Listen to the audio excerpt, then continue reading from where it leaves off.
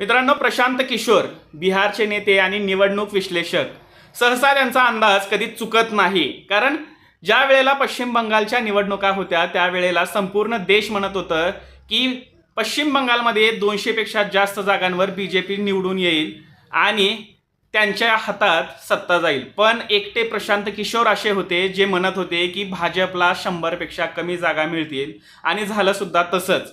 त्या ठिकाणी भाजपला 77 जागा मिळाल्या आणि ममता बॅनर्जी यांनी सरकार बसवलं. आता प्रशांत किशोर पुन्हा एकदा म्हणतायत की या वेळेला पुन्हा भाजप सत्तेत बसेल, तिसऱ्यांदा नरेंद्र मोदी पंतप्रधान होणार आणि 303 पेक्षा जास्त जागा भाजप जिंकेल असा दावा त्यांनी केलेला आहे. जर त्यापेक्षा कमी जर जागा भाजपने जिंकल्या किंवा त्या सत्तेत नाही आले तर माझ्या तोंडाला शेण फासा असं त्यांनी म्हणलेलं आहे. तुम्हाला काय वाटतंय? प्रशांत किशोर म्हणतायत ते खरं होईल का?